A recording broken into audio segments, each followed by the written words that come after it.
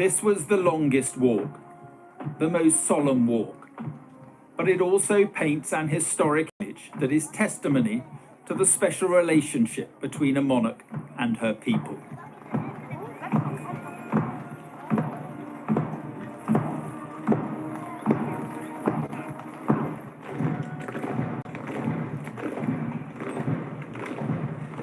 The Queen was back, but it was the saddest homecoming. Journey's End was St George's Chapel, the burial place for monarchs since the 19th century.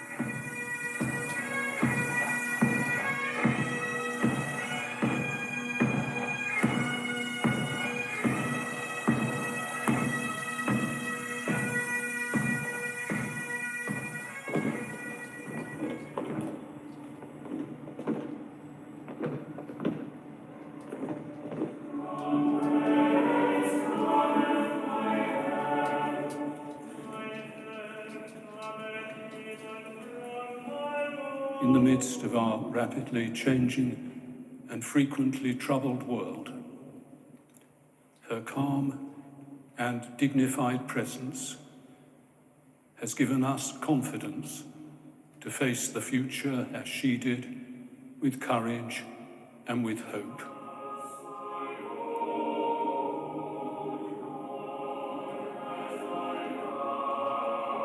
Some of the music chosen was composed by the organist here during the Queen's childhood.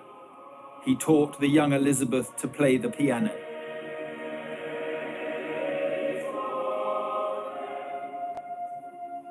The crown was removed and placed on the altar.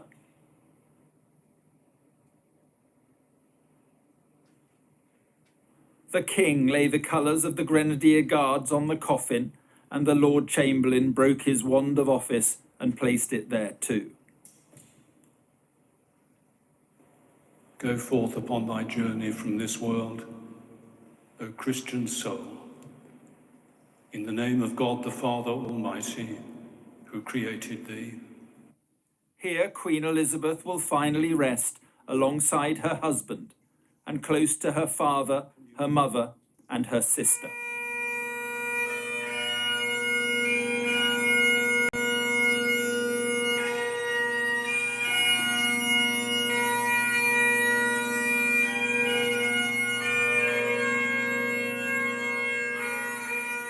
Let us humbly beseech Almighty God to bless with long life, health and honour, and all worldly happiness, the most high, most mighty and most excellent monarch, our sovereign Lord, Charles III.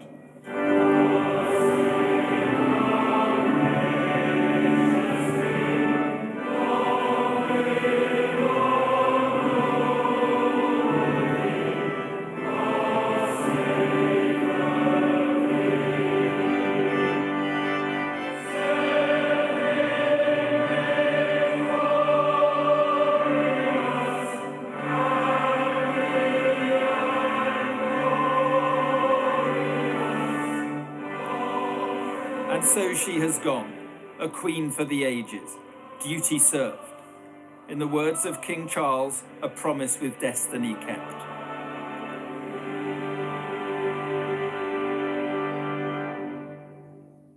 And so many across this country said simply, thank you.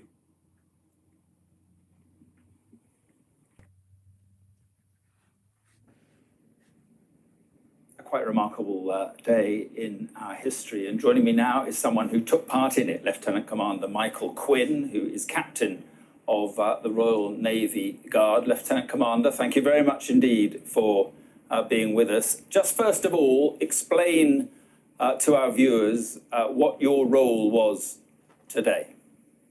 So I had the honour of being the captain of the Royal Navy Guard as part of the Tri-Service Guard of Honour. We were located in Parliament Square, opposite the gates through to Westminster Hall, and we conducted a number of royal salutes to members of the royal family and to the state gun carriage conveying Her Majesty the Queen as it transitioned from Westminster Hall to Westminster Abbey, and then ultimately after the service from Westminster Abbey to Wellington Arch and then on to Windsor. And Mike, what did it mean to you to be involved with an event like this?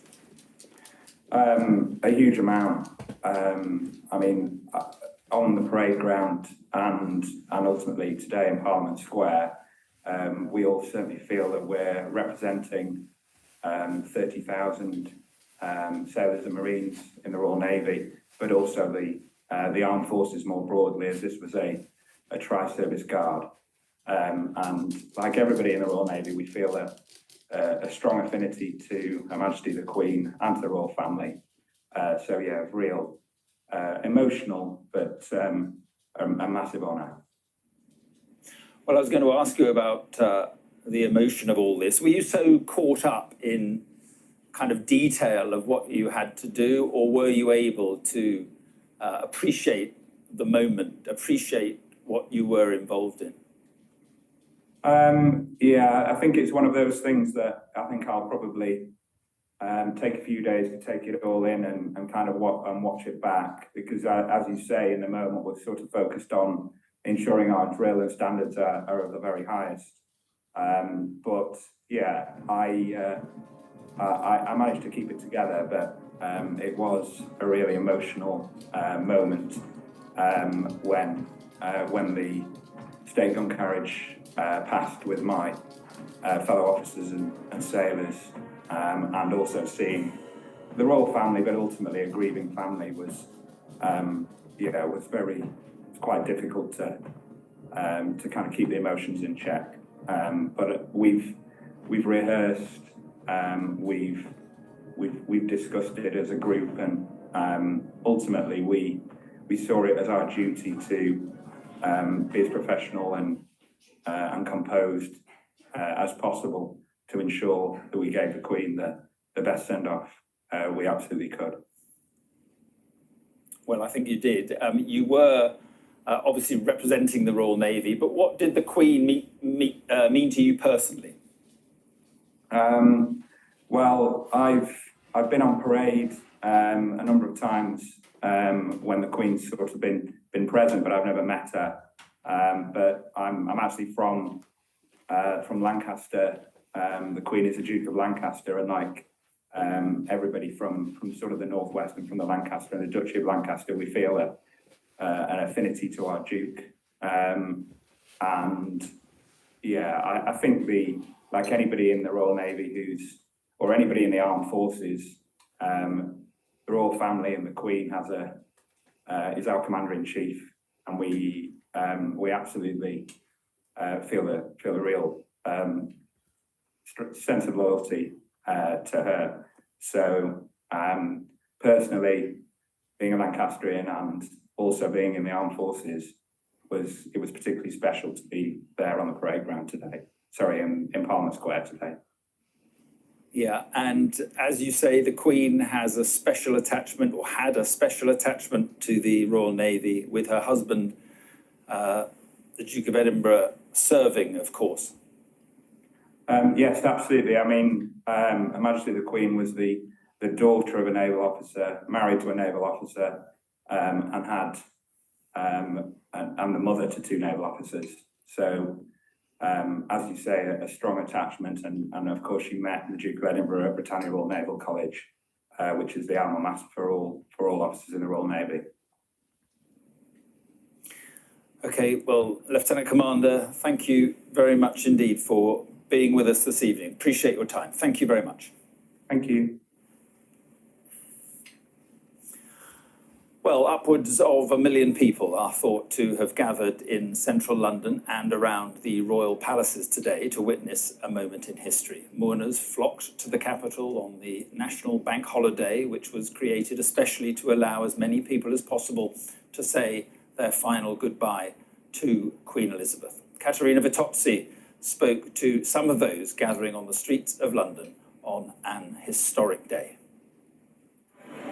This was a day that millions watched, but that here they witnessed. A spot in the very front row of history. That meant for some a cold night under the flags. We just we slept underneath the Union Jack. That was the room Stars. with the view. It was amazing. But the community spirit with everybody, just on another level. It's a pivotal moment in this nation's history. Children will be studying this for many, many years to come.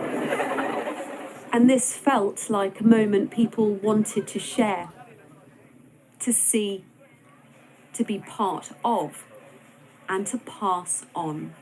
My daughter's Molly, she's 7 years old, and I just think she'll remember this. It'll be a momentous occasion for forever. You know, when she's got children of her own, she can say, you know, I was at the Queen's funeral. My dad always said that he remembered the sort of the coronation and stuff, and that was like one of his best days out. And obviously, this is not, you know, it's sort of a joyful day, but I just think we definitely will remember it. And I just think it's really important that we came. In other parts of London, like Hyde Park, the funeral service itself was broadcast on big screens. Almighty God.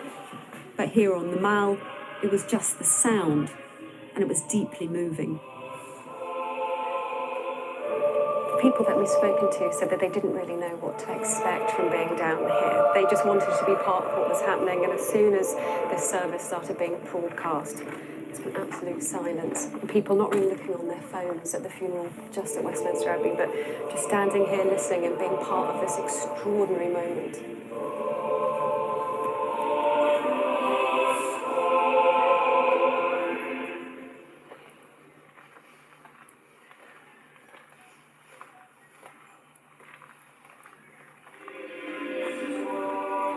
Some told us they cried for the Queen, some for the memories her loss invoked.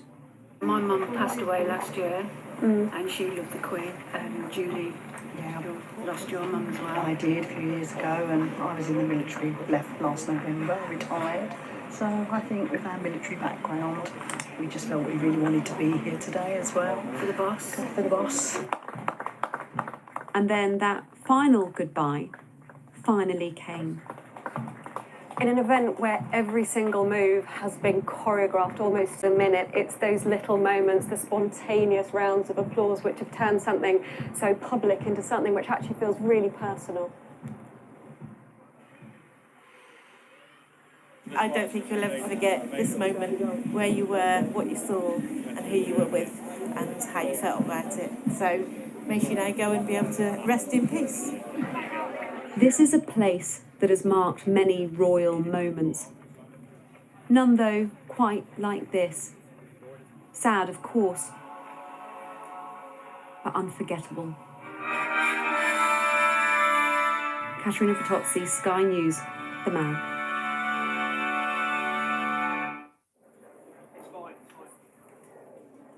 Well, good evening from Windsor Castle. It's here in a few minutes' time that Queen Elizabeth will finally be laid to rest in a private ceremony attended by members of the royal family.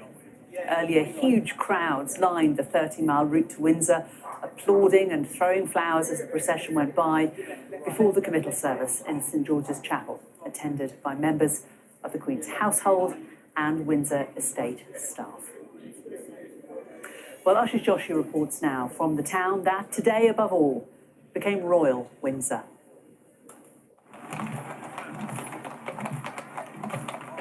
They came in their tens of thousands.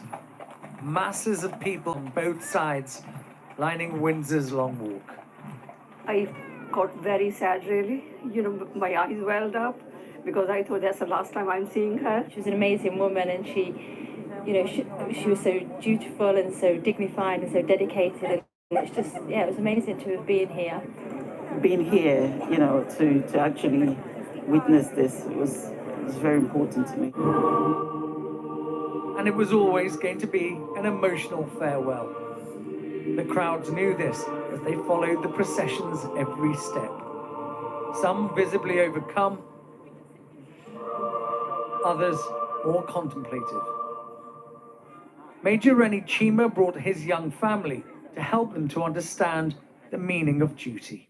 I think, the people here, a celebration of her life, a celebration of everything she stood for as well. Thanks for coming. Thoughts Bye, that were guys. shared by Emma, who came here before Thank dawn you so much. to be close to her queen. I think everyone is just really grateful and thankful that they can be here for her final journey back to Windsor. A journey that was witnessed across generations. As the crowds begin to make their way home, they'll have a chance to pause and reflect on what they've seen and experienced here today. There are a few places that will feel the Queen's death as much as Windsor. This Berkshire town held a very special place in her heart. And that love was reciprocated by the people here today in remembrance of an extraordinary life of service. Ashish Joshi, Sky News in Windsor.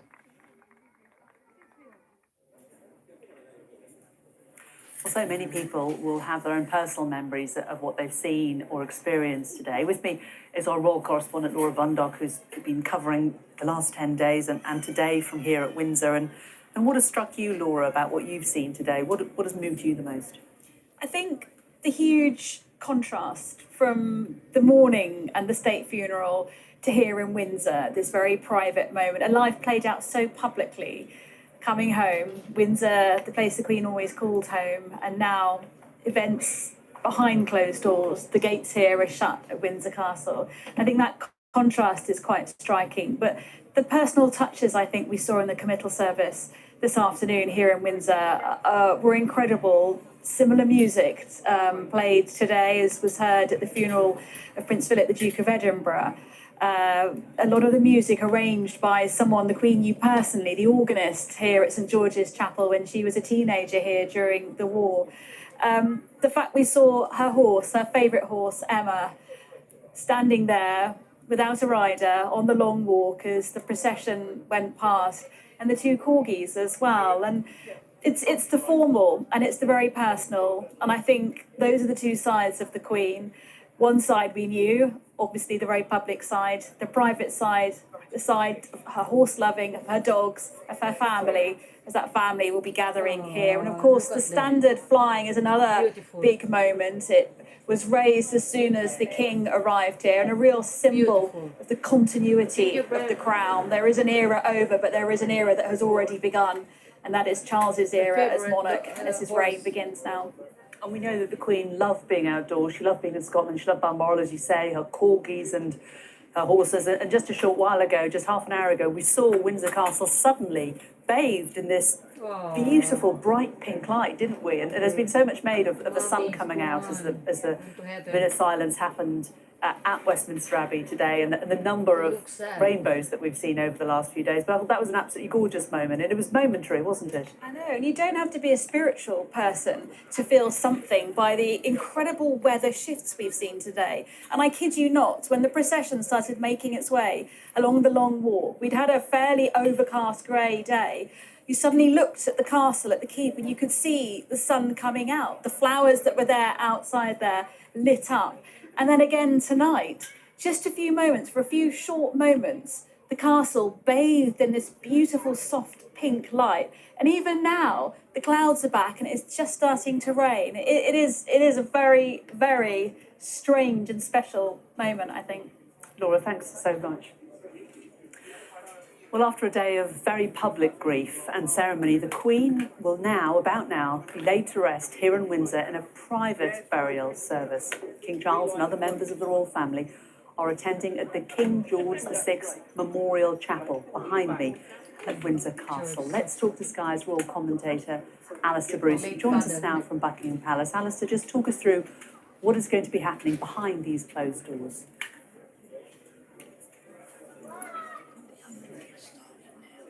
At the conclusion of a very public day of ceremony and pageantry, when the United Kingdom enwrapped the late Queen in the splendour of a state funeral, and then brought her here for a committal in the centre of the choir. We're outside the walls as a very private moment takes place. The King, with the royal family, will gather in St. George's Chapel alone.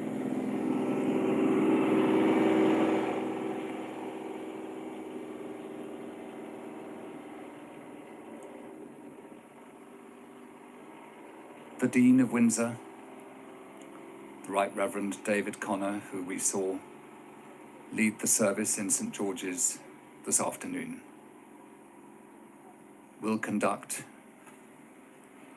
the interment of both the Duke of Edinburgh and the late Queen. Thank you. In the crypt of the King George VI Chapel. Thank you so much. It's just a review earlier on. Yes. Thank you. The late King died in 1952, and Queen Elizabeth II decided that a special chapel should be built in order to provide a final resting place for her father.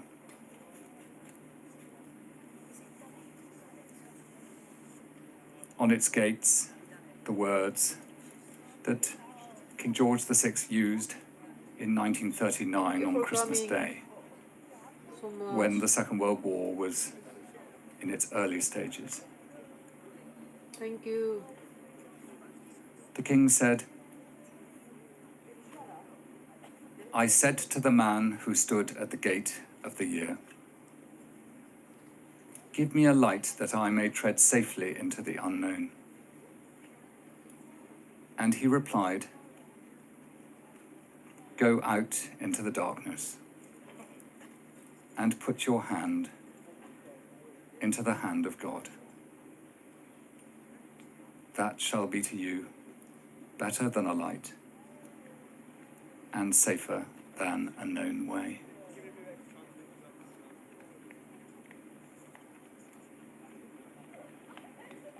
Thank you.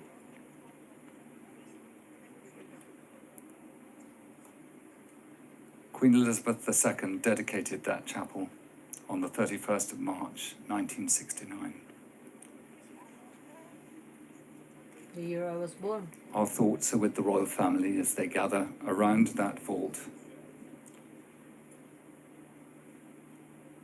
and prepare to inter the Duke of Edinburgh and the late Queen.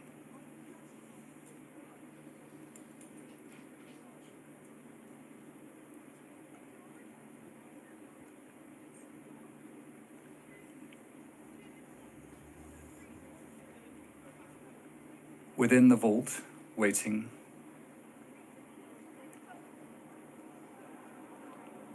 lie the Queen's father, King George VI, Hello. and her mother, who we knew as Queen Elizabeth, the Queen Mother.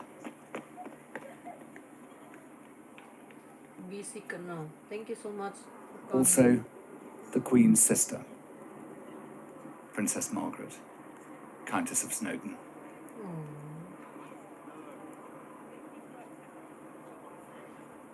The late King used to refer to his wife and his two daughters as we four.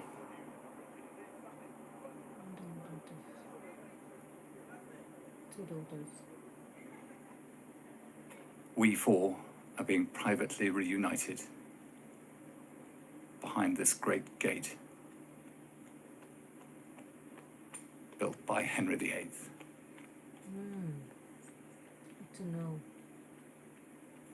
It's a history.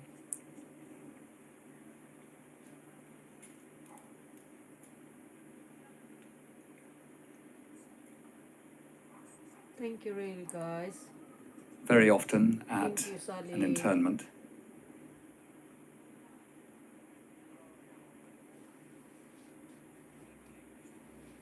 the Nunc Dimittis is read. Somehow its words fully encompass the service of the late Queen and the Duke of Edinburgh. It's a private service, guys. Only the immediate family. The words go, Of late Queen. Lord, now lettest thou thy servant depart in peace, according to thy word. For mine eyes have seen thy salvation, which thou hast prepared before the face of people, to be a light to lighten the Gentiles, and to be the glory of thy people Israel.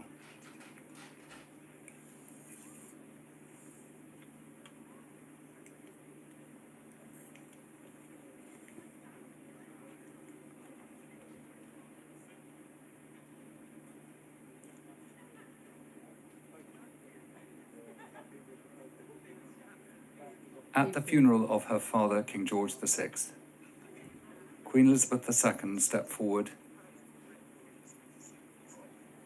and took a silver bowl containing earth from the 4 parts of the United Kingdom. With a silver escallop shell, she cast earth, as so many families do, upon her father's coffin.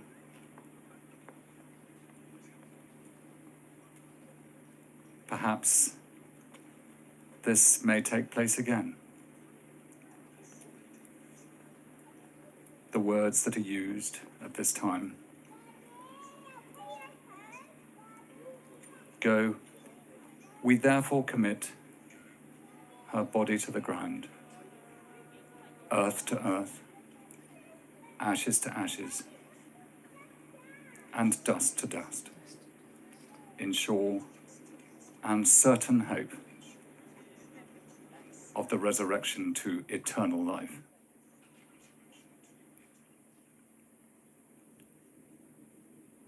To the King, his sister and brothers, to the Queen's grandchildren and great-grandchildren, we leave them in private, and we send our thoughts.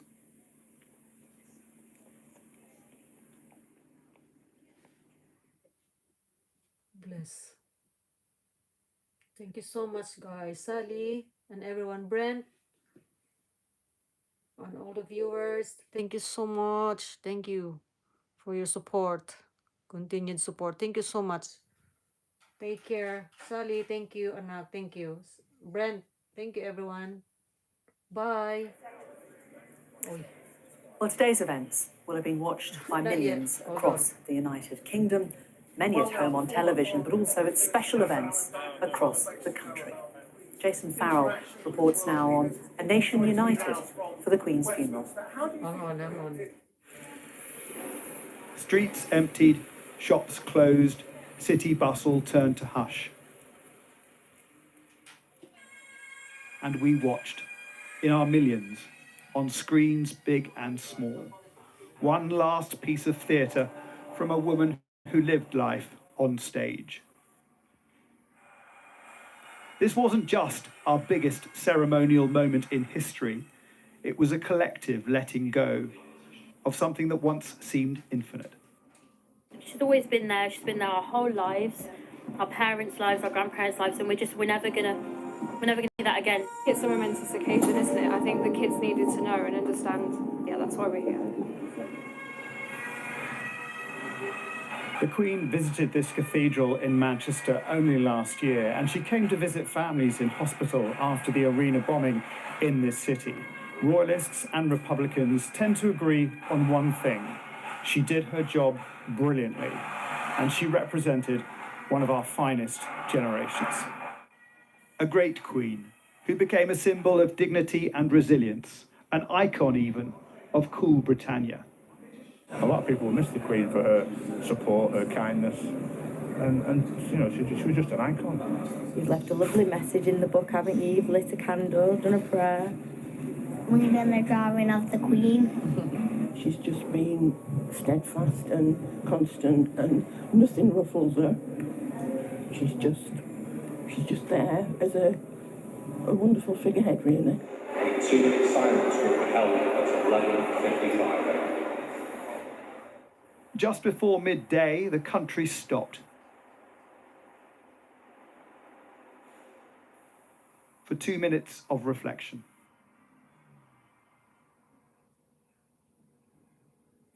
Across the nation, the Queen had built a web of personal connections with the public, helped others in their grief. Gaynor lost her brother and sister in the tragedy that struck the Welsh village of Abbey.